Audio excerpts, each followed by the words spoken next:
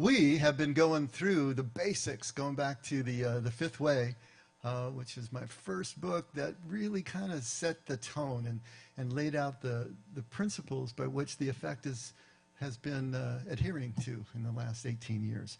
And so it's good sometimes to just go back to the beginning and take a look at the founding of things, and also get back to just the bare bones, look at Jesus.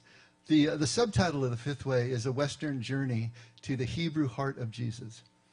And it really is, it's about what does a modern Westerner need to do, prepare for, relinquish, in order to be able to sit at the feet of an ancient Eastern Jesus and actually understand what it was he was trying to convey, and what his first followers would have and hopefully did understand by the language that he used.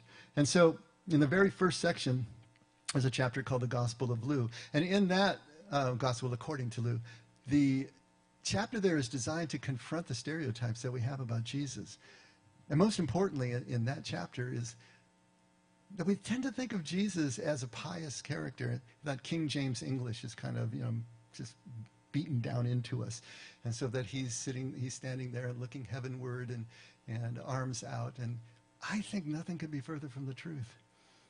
I think that he was the first guy in the pool. I think that he was the guy who was just egging everyone on and laughing and just trying to bring people into the celebration of life. If you really read what it is he's saying, everything is about abundance. Everything is about celebration.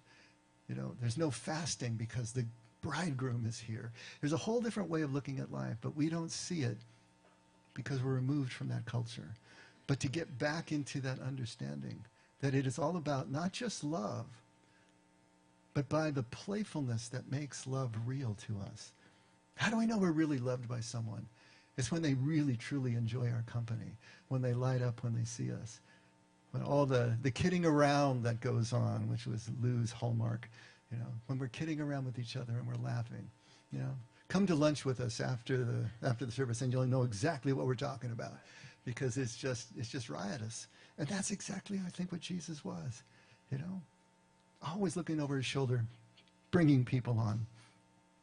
In the second section, which is the way, the truth, and the life are the main three sections of the book. In the way, we're confronting a lot of the Western assumptions, the preconceptions that we have about theology and about the way our relationship with God works, that we have overlaid on top of a Hebrew Jesus and his Aramaic message. And so we talked about, in the last few weeks, we went through this section, we talked about the difference in the main metaphor between warriors and gardeners, that we as a church have adopted the warrior metaphor, but Jesus never used it. He was always about the gardener, which is a whole different mindset. It's just a slow, patient showing up to the rhythms of life. It's an invisible kind of existence. It's not spectacular, and yet that patient, consistent presence, tending to the soil, tending to all the tiniest details, and the humility of realizing that everything that we do as gardeners doesn't bring the miracle about. All it does is create the environment within which the miracle can happen, because the plant actually sprouts while we're sleeping. That is a whole different way of living life. Bringing back a spiritual common sense to the way we understand our doctrine and understand the scriptures. So important, because we've gotten to a point in Western Christianity where sometimes the scriptures don't even make common sense anymore, and certainly the doctrine based on them does not make any common sense. But Jesus always makes perfect common sense when you put him back into the context. And then to look at kingdom as a process, to look at salvation, quote unquote, as a process rather than an event. And not only just a process, but a process that's happening here and now. The Jews don't think about the next life. The Jews don't even have a doctrine about the next life. In Judaism to this day, you can believe whatever you want about the next life. You can believe in reincarnation if you want to. That's okay. You can believe in a resurrection of the dead, very similar to Christianity. You can believe that the wicked get annihilated and just wink out of existence. All those things are possible under the big tent of Judaism because they're not focused on the next life.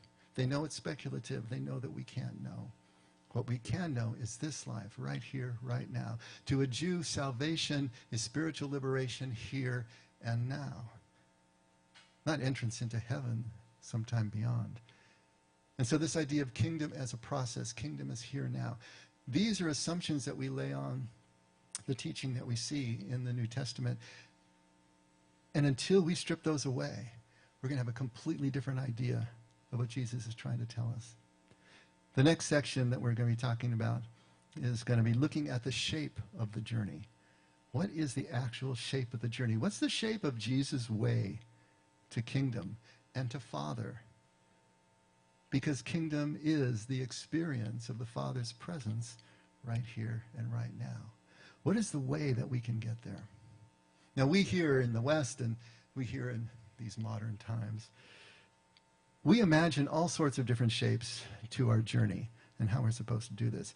We also imagine these ways as ways to an outcome that we are seeking.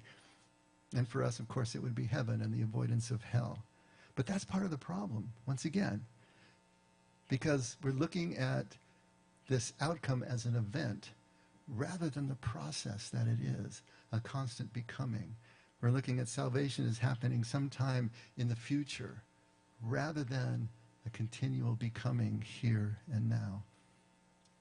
We tend to think of this as an intellectual shape of the journey, that we need to think our way to the Father. Or maybe we think of it as a legal journey, a legal shape, where we obey our way to the Father. Or maybe it's emotional, and we're going to feel our way. Or liturgical, religious, and so we're going to perform our way. Now, all of those, whether it's intellectual, legal, whether it's emotional or liturgical, they're all going to play a part. They're all part of the common experience of us moving through Jesus' way. They're legs of the journey, but they're not the journey itself. And it's so important for us to understand that. The journey is not a concept that we can think, and it's certainly not an outcome that we can grasp or acquire. As we talked about last week, the truth and the life is a person. And the way to both is a person as well.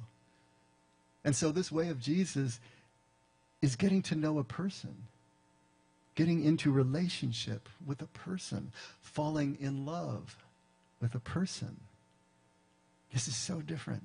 The way, the truth, and the life is a person, and that changes everything if we really let it sink in.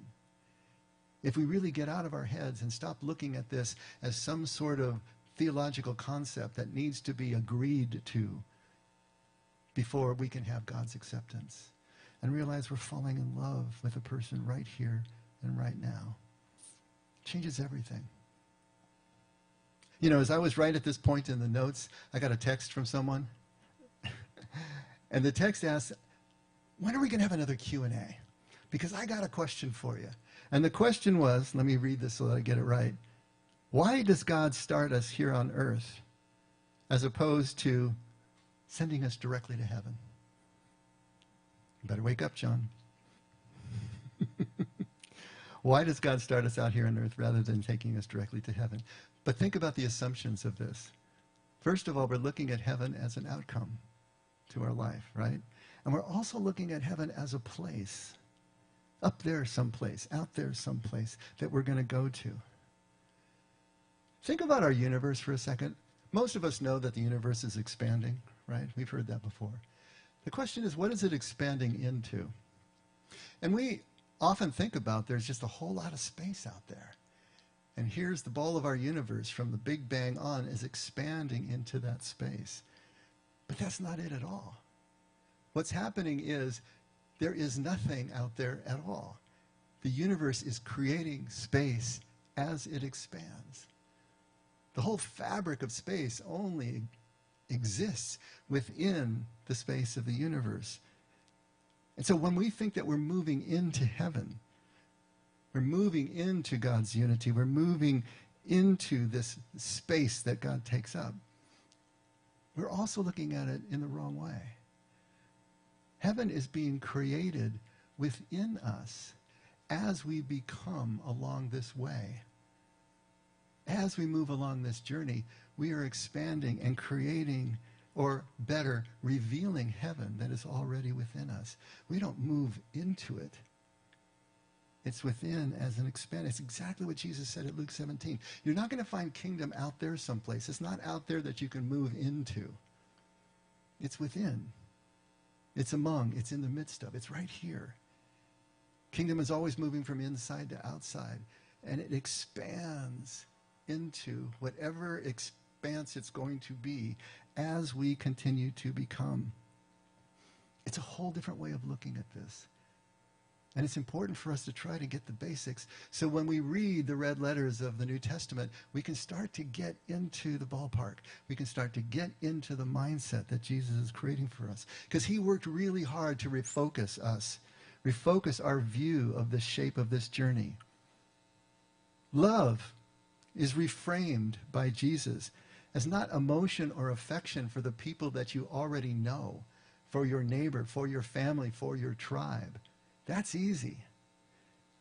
He's refocusing and reframing it as identification, even with the enemy. We can identify with another person. We can see them as a fellow human. We can see them as an extension of ourselves, even if we're someone we have no emotion, no feeling about.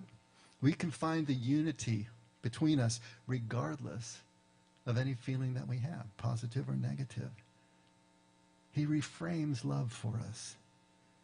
All of his confrontations with the Pharisees is trying to reframe our idea of law, our idea of liturgy, or our idea of ritual, religion, our idea of obedience as being this reward and punishment syndrome that we're so often looking at life, because life is made of reward and punishment, but not in a relationship with God. With God, it's completely different. With God, we've got this degreeless love, this indiscriminate love that we call grace. And Jesus says at Matthew 5:20, unless you surpass the righteousness of the scribes and the Pharisees, you cannot enter the kingdom of heaven. Because unless we get past this idea of reward and punishment, unless we get past this idea of law being the arbiter and how well you perform under the law, how well you perform under ritual practice as being the arbiter of your righteousness, we're never going to be able to just be this presence, be the kingdom. He reframes our intellectual understanding from just understanding some data to actually having the conviction and the trust that is born of experience. We're not just reading this out of a book, not even the Bible. We cannot get there until we live it out, until we experience exactly what the process of knowing another person is all about. Knowing this person who is way, truth, and love. Knowing this person who is the ground of all being. Reframing all the various shapes of the journey that we have settled upon. Think of Jesus' Zen approach to teaching, right? Never answers a straight question with a straight answer. Ask him a question, he tells you a story. Ask him a question, he confronts the question. Why are you asking? Why do you call me good? There's only one who is good. There's always something to break the line of thinking right there, because our line of thinking is the problem. And so Jesus is trying to break that intellectual approach. Break up the mental assumptions, break up the preconceptions, and most importantly, allowing us the opportunity to let go of clarity as a control point. That's what we're trying to do when we're trying to get so clear and understand everything. We want to be able to control it. We use our understanding as control. If we can just understand this, right? Get our arms around it. But there's no getting your arms around God. And until we just learn to love the mystery, we're missing the whole point as well. We understand this intellectual shape of the journey, this intellectual approach, as theology. And we understand theology as that essential litmus test toward God's approval. We have to understand the theology correctly. We have to understand Jesus theologically correctly for him to be the right, quote-unquote, Jesus who has the power to save us. But what does Jesus say? He says, unless you become like a child, you cannot enter the kingdom of heaven. And the word he uses for child there is talia. And the interesting thing about talia, it means child, but it also means a bondservant or a slave at the same time. There is that Aramaic with all those multiple meanings, vertically layered up. But it's beautiful to understand that when he says talia, unless you become talia, you can't enter the kingdom of heaven. Well, think about the attributes of a child. We know those. But what does the child not possess? The child does not possess the ability to choose. The child is what the child is because nerve and synapse hasn't closed yet. But a bondservant or a slave chooses. Maybe the choice is only to serve or die, but the bond slave still chooses to serve, chooses to be in that humble position, chooses to just submit to what is being laid upon them. You put those two together, the wonder and the aliveness and the presence of the child with the volition, the actual choice of the bondservant, and now you've got the fullness of what Jesus is talking about. This isn't about intellectual understanding. This is about simple trust and submitting to something that you don't understand, something that you don't have the clarity about. You can't enter kingdom, Jesus says, until we move into this whole different place. So do you start to see what's happening here in terms of the way Jesus' teaching works? We have to move beyond theology. We have to move beyond intellect if we're ever going to get to first base with what Jesus is talking about. Little blip from the fifth way. God gave Adam the authority to name all the animals in the garden. And we've been naming everything since. And since in ancient Hebrew thinking, the authority to name something like a child or an animal was a symbol of the dominion held over that something, there's a psychological lesson here for us all. To this day, Jews won't speak the name of God as a sign of respect and to avoid showing any possible dominion over the mighty one. But the rest of us continue to name everything in sight, especially in the area of theology. Deep breath. You ready? There's dispensationalism and covenant theology. There's systematic theology and biblical theology. There's soteriology and eschatology, theism and deism, and even finite godism. Pantheism, panentheism, polytheism, henotheism, atheism, Gnosticism, and agnosticism. How about hermeneutics? Hypostatic union, Arianism, semi-Arianism, modalism, docetism, Nestorianism, and Pelagianism.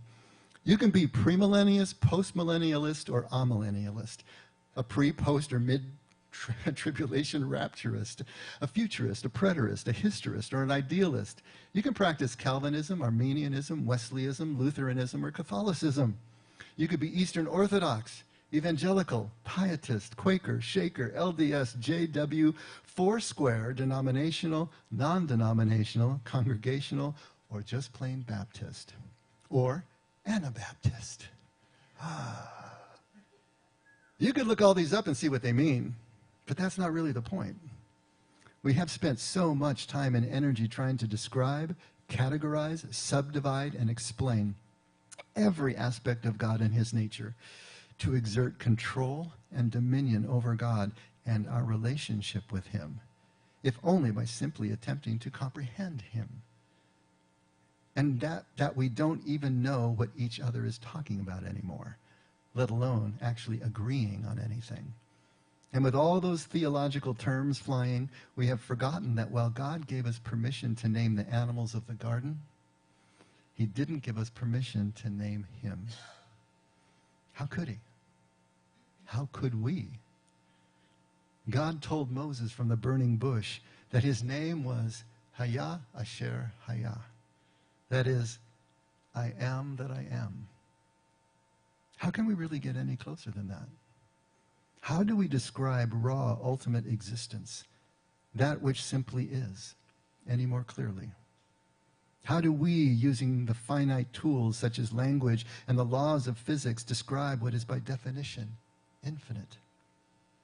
Our limited language and concepts and equations melt all over the dashboard long before temperatures and velocities ever reach the neighborhood of infinity. It's turtles all the way down. A couple of weeks ago, we talked about that. Ancient cosmological model was that the earth was flat and resting on the back of an enormous turtle. And so the obvious question is, what's the turtle standing on? And the answer is, it's turtles all the way down. But of course it can't be, can it? And that's the problem. What is the final turtle standing on? And yet it's turtles all the way down. You know, there's something in us, and of course it's fear, that wants and needs a turtle to stand on. And so we keep trying to find that turtle. We keep trying to find that solidity, that clarity, that certainty. But God resists being named. God is not going to be named. God can't be named. We can't name him and know him at the same time. Because the moment we think we understand God, we stop experiencing God as a person unfolding every moment of our lives. And yet, we always try to prove God's existence logically, right? Thomas Aquinas was probably the best at this, you know. He was an Italian, a paisano, right? Yeah, there you go, Italian. 13th century. He was a priest, a Dominican. He was the greatest philosopher and theologian of the medieval church, and Catholic theology is based on what they call Thomism, Thomas Aquinas' theology. Amazing mind, amazing way of looking at life. He came up with 5 ways, his famous 5 ways, of proving that God actually existed. And the 5 ways were this. First of all was the unmoved mover. So if you look at life, everything's always moving, right? Everything, always moving. But things only move if there's an impetus to move. Think of one of those elaborate domino setups. You know, they set up the dominoes in all these patterns, and you push the first domino, and the thing just goes and goes and goes and goes through all these things. It's like that. Life is constantly moving. But who pushed the first domino? His idea is that everything here moves because it has been pushed. But there had to be something that was the unmoved mover, the one that moved itself, and that is what he called God. A related concept, the second one, was what he called first cause, that everything here had a cause to bring it into existence. But if you roll that clock back, there had to be a first cause, something that had no cause to it but self-existed. He had the concept of contingency, which was the third one. Everything that exists in our universe is contingent. That means it is in existence now, but it doesn't have to be in existence. And sometime later on, it won't be existent again. And so if everything is contingent, not really necessary, and could and will go out of existence again, if you think about it, at some point in a system like that, everything would go out of existence and there would be nothing. How can anything come from nothing? There has to be something that's not contingent, something that is independently existent. And that is what he called God. He had the concept of gradation or degree, that everything exists in a degree of perfection from very low to very high. But there had to be something that was absolutely perfect in order for this universe to exist as it does. And the fifth one was by design, the teleological argument, that everything that exists, even if it's unintelligent, is working towards some sort of purpose or some sort of end. If there is some purpose, if there is an end that everything is working toward, then there had to be a designer. These things don't just come from nothing. So these are his 5 ways. They're brilliant when you think about it, the way that they describe the universe around us and the way that they point to something that stands outside the physical universe and caused it, put it into motion. But all of these are contested, of course, and none of them are fully convincing. Not for the people who are debating with someone like Thomas Aquinas. And so given this, and given this inability of us to really prove God, why is faith prized so much in Scripture? Because there's no other way to approach the infinite. There's no other way to approach this God who stands outside of space and time. No other way to approach whatever is transcendent in our lives except through faith. Hebrews 11:6 tells us that without faith, it's impossible to please God. And so reading into pleasing God, it's not just like doing the right thing so that he's smiling at us. It's really about being one with God, beyond any concept of God, being one with God without any even cognition. There's nothing more pleasing to God than to be one with God. Without faith, that's impossible to do because you can't reason your way to God. I always talk about going half the distance and half the distance and half the distance. You never arrive if you do that. That's the task that we're setting ourselves when we try to reason our way to God. Eventually, you have to take the leap of faith. And if something were provable, if God were provable, then faith would not be needed. There would be no need for faith. There wouldn't be even any possibility of faith if something like God were provable. Certainty is the opposite of faith, not doubt. Certainty is the opposite of faith. As soon as we think we're certain, we have left the realm of faith. Faith is ability to act in the presence of doubt, in the presence of uncertainty. To take that leap into the void when we don't know what's coming, but we're trusting enough to see if we're going to be caught. And so with all of this, we got to be honest with ourselves. We can't prove God to another person. There's no way to do that. How can we prove God logically when God stands outside of logic? How do we prove God empirically when he stands outside of physics? We can prove God to ourselves, but not to another person. And when we prove God to ourselves because of our experience, I like to call that conviction. We can become convinced. We're still not certain. Are we absolutely certain? Well, there's no way to be certain, but our conviction can run so deep that it really doesn't make any difference. God occupies a space beyond theology, beyond naming. Because as soon as God is named, then God is not God anymore. John Chrysostom, a saint and one of the early church fathers, is credited with saying that a comprehended God is no God. If we could completely comprehend God, get our arms around God, he would cease to be God for us now, wouldn't he? Right? And yet this seems to be our task. We want to prove God. We want that turtle to stand on. But what we got to do is stop naming God. Let it go. Occupy his space and experience God. Stop trying to understand him.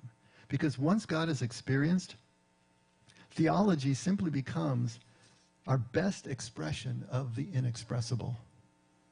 And that's really what theology is.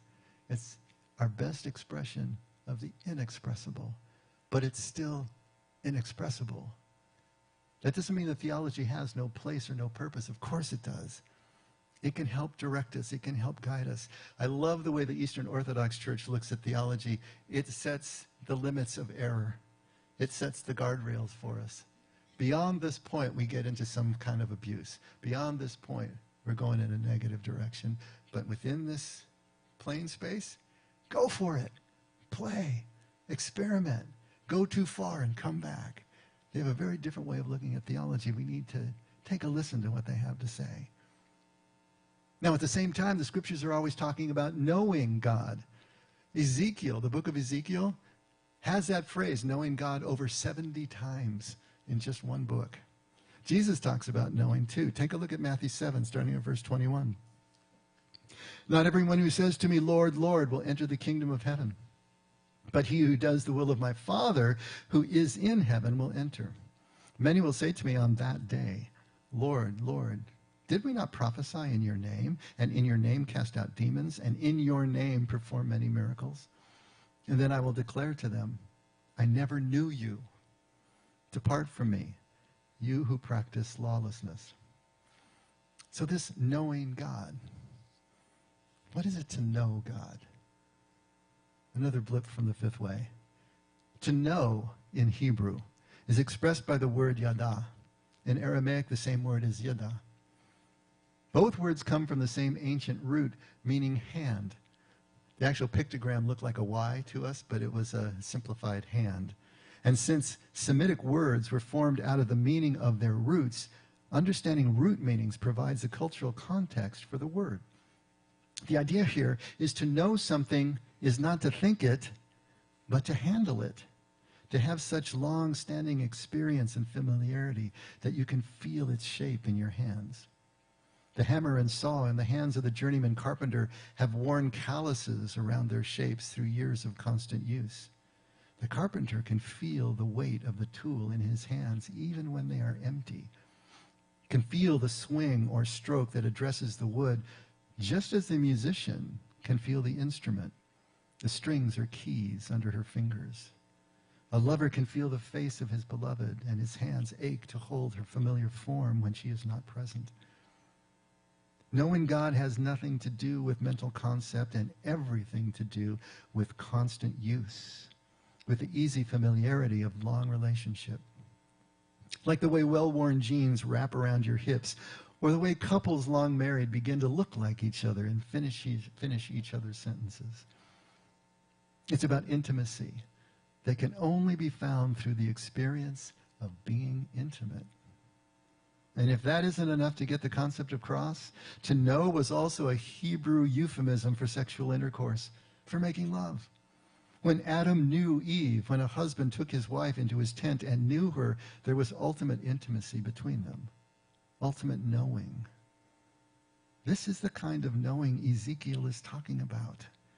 It's the kind of knowing Yeshua is talking about when he tells us that there will be those who say, Lord, Lord, and expect to enter the kingdom but will not, because they and God don't know each other. Not because their theology is wrong, but because they've never taken God into their tents and worn the shape of his form into the palms of their hands. Never experienced the sensation of having their very muscles remember the feel of God in their embrace. This kind of knowing has nothing to do with terms and concepts. It has nothing to do with theology at all. It is purely and simply intimate, ongoing relationship with God as reflected in our relationships with each other. The two are inseparably linked. Knowing theology is not knowing God. Living together, hanging our toothbrushes side by side, that's the kind of knowing Ezekiel would recognize. So when Jesus says, I never knew you, yada, no, what he's basically saying is we've never been intimate. We've never had those moments together. Now, God is always intimate with us. There is nothing that separates God from us, right? But it's up to us to close that circuit. We are the ones who need to do the work that it takes, lifelong work, to let go of everything that separates us from God, from each other. The lack of intimacy, the lack of intimate relationships is because of all the stuff that has been built up in us that is defensive, that keeps everything at arm's length. But at the same time, God is not throwing these lawless, quote-unquote, people out, the ones that he doesn't know. That's an idiomatic saying. In Hebrew, often the consequence or the outcome is shown as the cause. I know that sounds a little weird, right? But think about, many are called, but few are chosen.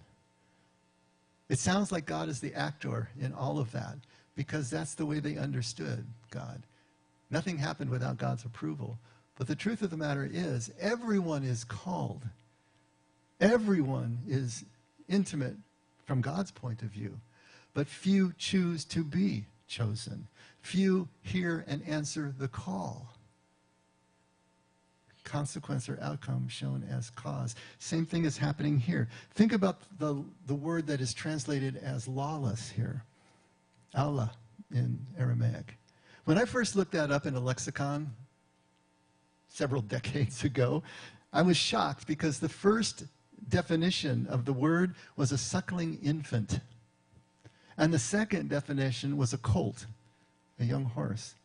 And the third definition was a lawless one, or lawlessness. What in the world is going on here? I thought I looked up the wrong word. Now remember that these Semitic languages are only written with consonants. Okay, there's no vowel points in the words. And so the same word, those same consonants can mean suckling infant, colt, or lawlessness, all at the same time. It's only the vowel points that change. But once again, those root words, the meanings of the letters themselves are giving us a sense of how the Semitic mind, how the Hebrew mind looks at a concept like lawlessness. Remember when we talked about Taba and Bisha, good and evil, really meaning ripe and unripe, mature and immature? It's the same thing here. What ties those three things together? A suckling infant, a colt, and a lawless person. Immaturity, unripeness, the inability to have an intimate relationship. God doesn't throw them out. They have not yet worked through the ability to know God, to have any kind of intimacy with God. And to understand that this intimacy and entering kingdom is not heaven of the afterlife. It's here and now. The intimacy of here now kingdom is the intimacy of being present to God's presence and having that completely change everything about your experience of life. And that day that he talks about, that most of us think as the final day of judgment, that's any day. That's every day that we approach a moment, that we approach God. Have we become a people that are ripe enough to have an intimate moment with God and everything that shares the moment with us? Knowing is not understanding. Knowing is not clarity or certainty. Knowing is about intimacy and trust, way beyond theology. There's another parable that helps illustrate this, and it's one that it's not going to look like it makes sense immediately as you read it. But take a look at Matthew 20, starting right at verse 1. Now here's another parable where Jesus is going to say, the kingdom of heaven is like. So this is another extended simile, right? He's trying to show us, what is this kingdom? How can we understand this kingdom? How can we understand this intimacy with God right now and in every aspect of our lives? The kingdom of heaven is like a landowner who went out early in the morning to hire laborers for his vineyard. And when he had agreed with the laborers for a denarius for the day, he sent them into his vineyard. And he went out about the third hour and saw others standing idle in the marketplace. And to those he said, you also go into the vineyard, and whatever is right I will give you. And so they went. Again, he went out about the 6th and 9th hour and did the same thing. And about the 11th hour, he went out and found others standing around. And he said to them, why have you been standing here idle all day long? And they said to him, because no one has hired us. He said to them, you go into the vineyard too.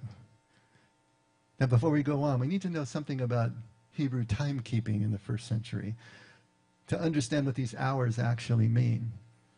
The Hebrews divided the day into 12 hours from sunrise to sunset. So from 6 in the morning to 6 p.m., the 12 hours. And they were always varying in length based upon the time of year, right? They're going to be longer in the summer and they're going to be shorter. They didn't care about that. That doesn't matter. It's just the hour, right? And the night was divided into 3 watches of 4 hours.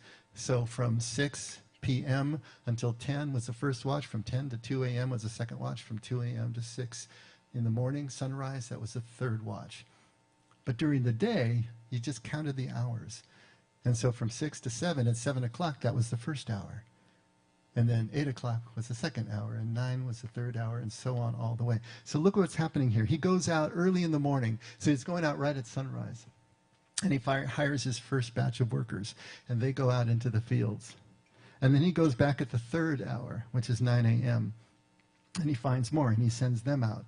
And then he goes out, the 6th and the 9th hour, so that's noon and 3 p.m., and he finds more workers. And then he goes out at the 11th hour. The 11th hour is 5 p.m. There's only 1 hour left in the workday. Those first laborers have been working for 11 hours, and he hires the last batch of workers at the 11th hour, and they work 1 hour. Okay? Setting the table for you. When evening came, the owner of the vineyard said to his foreman, "Call the laborers and pay them their wages, beginning with the last group to the first." And when those hired at the 11th hour came, each one received a denarius. And when those hired first came, they thought that they would receive more. But each of them also received a denarius. And when they received it, they grumbled at the landowner, saying, "These last men have worked only 1 hour, and you have made them equal to us who have borne the burden and the scorching heat of the day." But he answered and said to one of them, "Friend, I am doing you no wrong. Did you not agree with me for a denarius? Take what is yours and go. But I wish to give to this last man the same as you. Is it not lawful for me to do what I wish with what is my own? Or is your eye envious because I am generous? So the last shall be first, and the first last." Now, how does that sit with you? How would you feel if you started working at 6 a.m.? See, this parable makes no moral sense. It makes no ethical sense. It certainly doesn't make any business sense, right? It doesn't make any intellectual sense, theological sense. It doesn't make any sense from that point of view.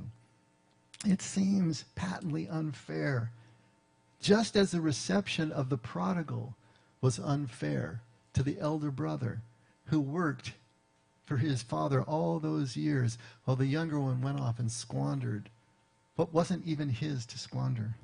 It's outrageous. It's unfair. And the theme is the same between these two parables. Now, there are a lot of different interpretations for all of this. The payment, the denarius, is usually viewed as heaven, and this is heaven of the afterlife by Christian commentators. But as we said before, that's really an un-Hebrew thing to think, because they're not going to be focused on afterlife. They're going to be focused here and now. And coming to the vineyard is normally understood as conversion to the faith, either early or late in life. Or those 11th hour guys, that's the deathbed conversion, right? That we get so upset about. The Jeffrey Dahmers, who after they do all this horrible stuff and they have a jailhouse conversion, what, they get to go to heaven too with me? Are you kidding me? After all I did all these years? You see where he's leading with this. Now others look at this confrontation or sorts between the Jews and the church, that the Jews came first because Jesus was speaking and teaching directly to the Jews, and the Gentiles came later, yet all are saved. And so the Gentiles are just as grafted in as the Jews. Others think it looks at some sort of social justice, right? Equality for everyone. Even an argument for minimum wage, I've heard, is what Jesus is trying to do here, they say. But the real context for this is in the previous chapter, chapter 19. Chapter 19 tells us about the rich young ruler who comes to Jesus. What must I do to enter the kingdom of God, right? And Jesus says, well, keep the commandments. He says, well, I've kept these from my youth. Okay, great. Then go sell everything that you have, give it to the poor, and come follow me. And of course, he's not ready to do that. He was looking for another control point. He was looking for another rule to obey that was safe, that he could do under his own terms and control. And Jesus is saying, you got to lose that control, brother. Sell everything. Let it all go and come and follow me. But he's not ready. And then Jesus makes the comment how hard it is for a rich man to enter the kingdom of God. That it's easier for a camel to go through the eye of a needle than for a rich man to enter God. And everybody, of course, is blown away. Because in their culture, it was the rich who were shown the advantage by God, not those who were poor. And so they say, well, then who can be saved if the rich can't be saved? And then Peter blurts out, it's always Peter. You got to admire the guy. Hey, we dropped everything and followed you all this time. What then is there for us? What do you think Peter's looking for? He's looking for some special status. He's looking for something more than a denarius, right? Because he was first in. There must be something more for me as first in. And so this whole parable then is really a direct answer to Peter's question. And the parable is not about the laborers at all, is it? No. It's about the owner. It's about God. It's about the nature of God's love that we call grace, this degreeless and indiscriminate love. And it's not at all about our performance or how long we performed. None of that has anything to do with it. What does the father say to the elder brother of the prodigal? All I have is yours. Everything I have is yours. This denarius that is offered to the laborers, it's a day's wage that represents everything that they could possibly need for that day. The daily bread in the Lord's Prayer, right? Better translated directly from the Aramaic as the bread of our need this day. What is it talking about? It's talking about kingdom, this idea of heaven today. It is the enoughness of this moment, right here and right now, this day. The workers who came early in the morning, they can't be paid more than everything that God has, because everything that God has is what is being poured out here. And the workers who came late can't be paid any less, because God is everything. God is always everything and can't be anything other than everything. What part of everything don't we understand? And yet, until we experience the everythingness of God, until we experience that love that showers upon us, whether we're in our best graces or our worst, then we won't have any clue to this nature that Jesus is trying to get across to us. And there's one last detail. Those first workers who came early in the morning, whether we consider them Jews coming first, or the disciples of Jesus, his closest friends and followers, coming in first. In other words, those who are under the covenant of Moses and Abraham. They understood that they had a deal with the owner. They're the only ones who made the deal to work for a denarius. And so they had an expectation because they had the deal. They had the promise.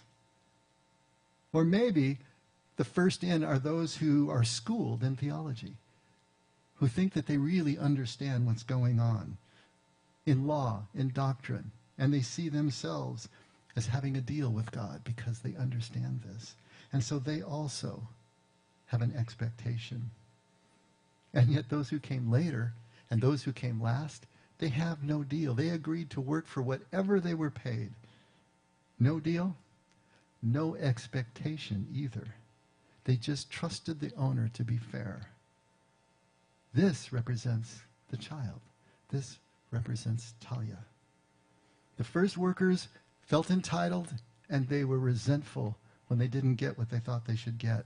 The last workers were simply grateful for whatever pay that they got, which was everything.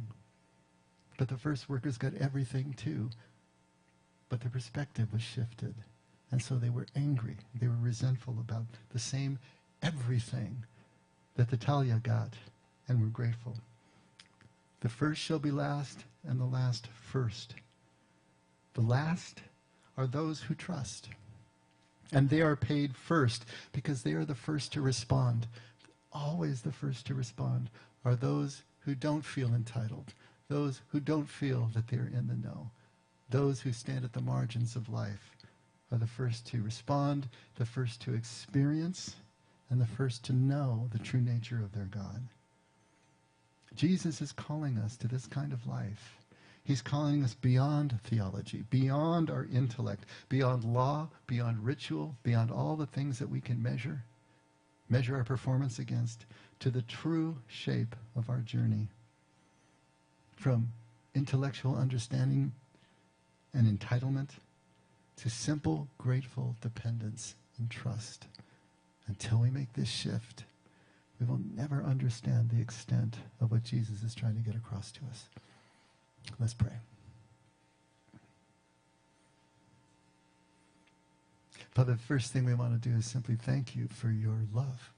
Thank you for your everything, that you withhold nothing ever. that everything you are and everything that you have is already ours. It's already here. It's already now. It's already within us. Help us stop to trying to earn what is already ours. Stop trying to acquire what we already possess. Help us to see that you are this different kind of God that is not reward and punishment. There's no performance that can get us any closer to you than we already are. And so help us to let go and work through the things that are keeping us from you and seeing you as Jesus is trying to show us. Thank you, Lord, for everything, always. Help us to get there, step by step, bit by bit, whatever it takes, to shed our skins and become more and more able to simply play in the garden that you have given us. Thank you, Father. Never let us forget we can only love because you loved us first. In Jesus' name, amen. Let's all stand.